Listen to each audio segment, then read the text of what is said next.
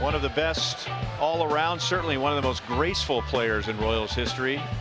3 Gold Gloves, 5 trips to the All-Star game. Amos Otis, as Jose Bautista lines out to Alex Gordon. 1 pitch and 1 away, and Amos is back in Kansas City, and good to see you. You look good in that Royals hat, by the way. I wish I was out in the field with him too.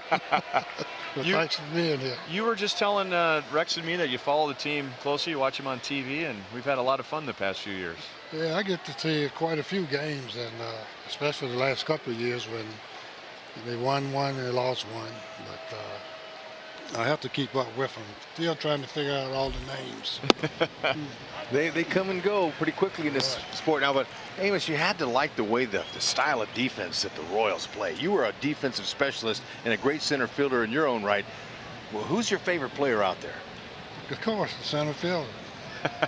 You know who that is, Kane, because he makes it look real easy out there, sort of like I did, but I think he's a little faster than I am.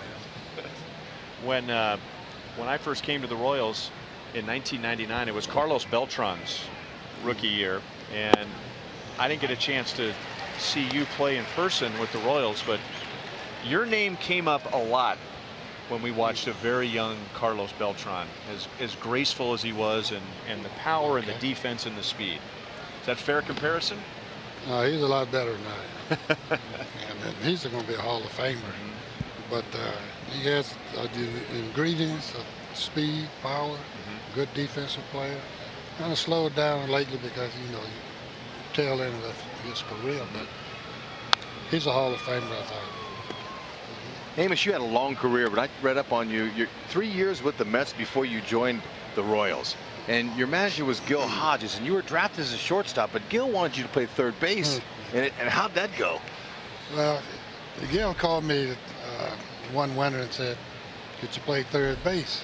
I said, sure I can. That's the quickest way to get to the big league. The manager asked you, so I said, sure, I could play it.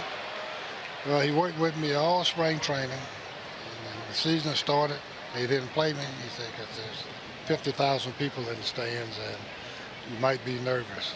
Well, finally I got to play. The third game I played, I took one in the wrong place, a line drive in the wrong place. And I was crawling. They caught me in shortstop.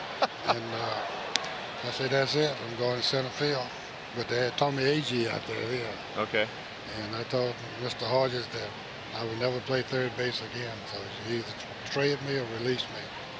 So that winter after we won the World Series, they traded me on my dad's birthday to Kansas City, which was, at that time, I said, the greatest thrill I had in baseball because I knew I was going to get a chance to play.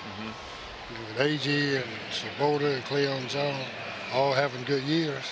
With the Mets. Right. Well, you answered what was going to be my next question. Is how did you feel going to the Royals? But obviously you said it was the right thing for you. The right thing. And you got to, you only missed the very first season of the Royals in 1969, and so you were there when the team finally broke through in 1976. Right. And we were having dinner with I won't name him, but he's a member of the media, longtime Royals fan, covered the Royals for a long time, and he looked me in the eye and said, if Amos Otis hadn't gotten hurt in game 1 of the '76 playoffs, the Royals would have won the World Series that year. Well, I got a lot of blame for that. So. But the reason that happened was I batted second all year long. And when they put me to lead off the game, my mentality went to leadoff hitter. So I was doing everything I can that a leadoff hitter would do to win the game. So I dropped the bunt down the third baseline and didn't get it over far enough, and I leaped the last maybe 12 feet in the air and hit the base the wrong way, and by the time I got to the dugout, my ankle was twice as big and I had fractured it. And of course, when Chris Chambliss hit that home run to win the World Series, they said if Al Collins was in right field, instead of Hal McRae, he had a great shot at catching that ball. So all the blame points to A.O.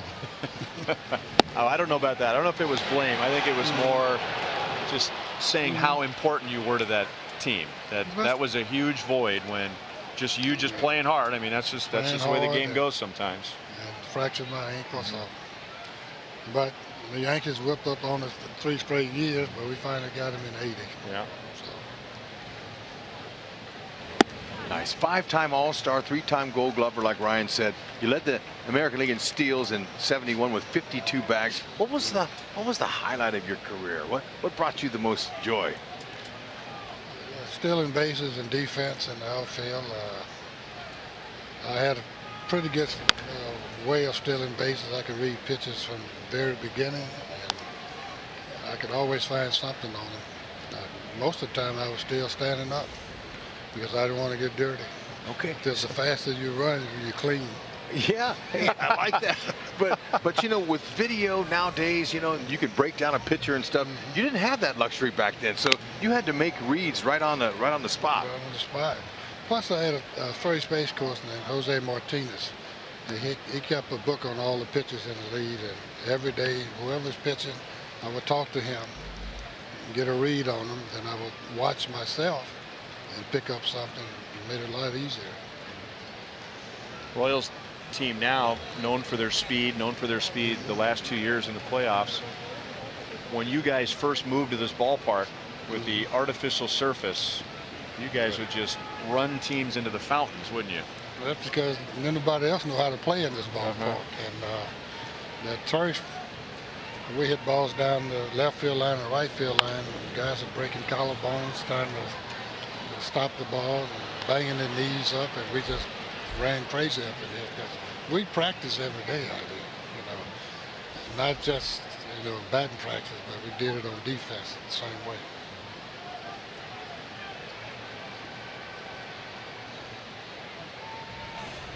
Three and two on Encarnacion. Uh-oh. And that'll reach the seats. What brings you to town? Legends Night. Legends Night, and the fact that Jackson County gave me Amos Otis Day. Congratulations. So I got Legends Night with the Royals and day with Jackson County. Good. That's awesome. And plus, I want to see, the Royals play. I don't get a chance to see them that often because I'm not in Kansas City a lot. Hey, now, it's ball 4, but Amos, in order for you for Hodges, the manager for the Mets, to want you to play third base, you had to have a good arm. But in center field, you had a cannon, I heard. It wasn't a cannon. Roberto Clemente had a cannon. Okay, but Rocky Calavita had the cannon. Okay, but this throw here, one hopper. How do you explain that? Yeah, I was standing behind second base when I don't know about that. That was a little farther than behind second base. I did all right, though. Something that doesn't come up very often, but some of the highlights we're showing of you was from the old ballpark. What was the original ballpark like? Long gone now in Kansas City. It was quite big. It was 369 down the left field line, 420-something to center. That ball will stay in the ballpark, but will drive in a run. Michael Saunders gets Donaldson to the plate, and Encarnacion goes to third, and it's 2-1 Toronto. But the infield and the outfield was just like AstroTurf over there. No pebbles, no rocks, or nothing in the infield. It was almost like playing in the living room. George Thomas' work, huh? George Thomas' work, yeah. And that great ground crew he had with him.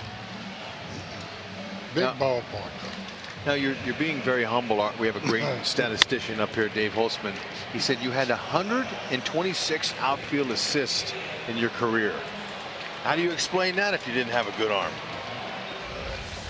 The guys were just running into double plays and running in the house at home plate, but after a while they stopped running on you and you stopped throwing a lot. So I didn't get too many assists after that. My first year over here, I think I had 15 or 16, and they didn't know who I was.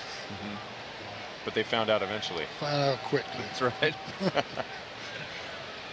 So that's interesting what you said about the old ballpark, because the team was becoming a speed team and learning how to take advantage of a big ballpark before they moved to then Royal Stadium. Well, that's because they started to build around speed and pitching, and of course defense came in after that. But in the old ballpark, they had Freddie Patek was a base stealer. I became one later. But the ballpark was so big, you had to go to speed and defense. And so that's what they did over there. We came over here, you know, this is quite a big ballpark at 385 in the gaps. So we did the same thing over here. So eventually we had speed, pitching, and defense like the Royals had the last 2 years. And it's been really nice too to see the game is really rewarding speed and defense again after all those years of just home run, home run, home run. Well, they seem to hit a lot of home runs this year too. So that's true. But it's nice that the speed is coming back and base stealing. It's a lost art.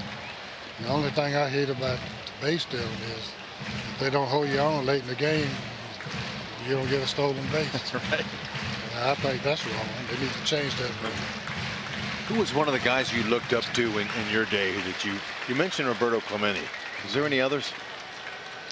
Well, my idol was Hank Aaron because I grew up about a mile from Hank Aaron, and Billy Williams was another idol. He was about 2 miles from me. Cleon Jones and A.G. The closest guy to me was Willie McCovey, was a block and a half. But Hank Aaron was my guy because he made it look so easy, and I kind of patterned myself after him. And the next thing you know, they said I made it look easy, but 200% inside, I was really fighting to do things. Because there are players in the game today, and for that matter, they've always been in the game. This will get another run home. Tulowitzki grounds out to Escobar, and Encarnacion scores, so the Blue Jays lead 3-1. But I brought up Carlos Beltran, your style of play. Devon White was another player that I remember that on the outside it didn't look like they were going 100% because they were so graceful and made it look so easy. It's so smooth out there. It looks a lot easier than what people think it is. But when you're talking about Beltran, I keep saying he's a Hall of Famer, which I definitely believe he's going to make it. But being a switch hitter, that's why I don't never compare myself with him, because he hit from both sides of the plate. But in high school, I did the same thing. But my first game in pro ball and rookie ball, I took one to the right side, batting left-handed, and had nobody to help me, you know, that low in the minor league, to tell you what to do. And so I just stayed on my right-hand side, natural side. But whenever I went into a slump, I used to bat left-handed in batting practice and seemed to come out of it. How about that tip? Interesting. I could go talk to some of the Royals about that. They've been struggling. I never heard that before. You heard that before? No. Yeah. So you got hit. You got hit on the side of the face. Right. The side of the head. Okay. Yeah. So you said that was it for batting left-handed. For left-handed. Okay. And so I just jumped back on the natural side. And when I say come out of a slump, most of the time on the right-hand side, the one thing I would do is pull out with my left, pull to the left. So when I got on the left-hand side, it just lined up right away. Right. So about that. You know, I've heard that before, that when guys start switch hitting, that one of the hardest things that they have to learn is how to get out of the way of a ball. Escobar charges to the middle, and it's appropriate that the game ends, or the inning ends, with a good defensive play. Legends night, and he is a legend. Amos Otis, thanks for spending some time with us. My daughter dropped the ball.